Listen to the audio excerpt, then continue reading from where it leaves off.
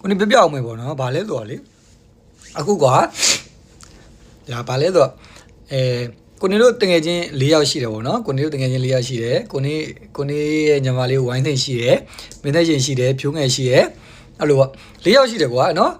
အဲ့၄ယောက်ကအရင်တည်းကလည်းကိုနေတို့အတွဲတွဲပေါ့နော်ကိုနေလည်းအခုနောက်ပိုင်းကိုနေလည်းအလုပ်မအားဘူးသူတို့လည်းတယောက်နဲ့တယောက်မအားဘူးကွယ်မအားတော့တိတ်မစုံဖြစ်ချဘူးเนาะသူတို့တော့စုံဖြစ်တယ်ကိုနေကတော့ကိုနေအလုပ်လေးနဲ့ကိုနေကြမစုံဖြစ်ဘူးကွာเนาะအဲ့တော့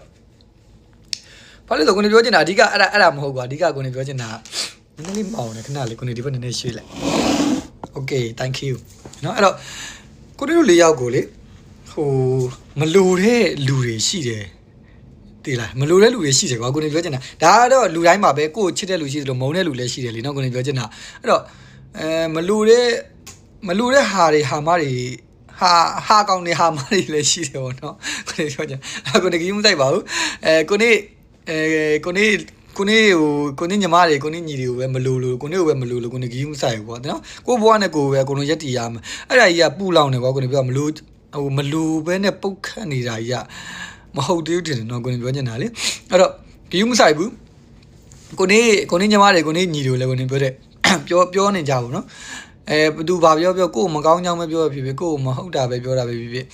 ဘယ်လိုပဲတိုက်ခိုက်ခေါင်းနဲ့ထဲမနေနဲ့ကွာကိုလှုပ်ရှားရှိရလို့အချိန်တန်သူပါဇက်ပိတ်သွားလိမ့်မယ်တင်မလားကိုဘာလှုပ်နိုင်လဲဘာလှုပ်ပြနိုင်လဲဆိုတဲ့ဟာကိုပဲချပြလို့ကိုနေအမြဲတမ်းပြောရတယ်ကွာကိုနေလူတွေကိုကိုနေအဲ့လိုမျိုးပေါ့အဲ့တော့ကိုနေတို့လည်းဘသူ့မှာတော့မပြောဘူးလေကိုနေပိုင်ကိုနေအေးစင်းနေတယ်ကိုနေတို့စုံရင်ကိုနေတို့ကရင်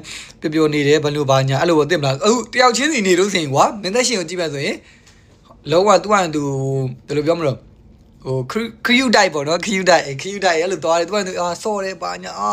ကောင်မလေးကျွေစင်းစေတဲ့ပုံစံလေးပေါ့ကွယ်နော်အခုကရင်ဟိုဖြုံးငယ်ကိုကြည့်မယ်ဆိုလို့ဆိုရင်မသူကမယ်သူဟိုနေ့ဖြစ်မဲ့ဘာညာပေါ့ကွယ်သူနှွဲ့မယ်ဘာညာပေါ့အဲ့လိုမျိုးဆိုသူ့ကိုချစ်တဲ့လူရဟိုကောင်မဆိုလို့ဆိုရင်လည်းအဲ့လိုပဲနော်ဘဲနဲ့တင်မယ်နောက်ပြီးရင်သူကစော့မယ်ဘာညာကိုနေကိုကြည့်လိုက်ကိုနေတယောက်တည်းဆိုကိုနေတယောက်ချင်းစီတိုင်းပြပြနော်တယောက်ချင်းစီရဲ့ပုံစံကိုကိုနေကပြပြအဲ့တော့ကိုနေဆိုလို့ဆိုရင်လည်းပဲသူတို့နဲ့မစုံပြစ်ဘူးဆိုရင်ကိုတို့ကအေးအေးဒီညာဟာတာရဲ့ဆော့မယ်တချင်းနေဆော့မယ်ပျော်စရာရဲ့ဆော့မယ်ဘာညာအဲ့လိုမျိုးပဲကွာတင်မလားတကယ်နဲ့၄ယောက်စုံလိုက်ပြီဆိုလို့စီ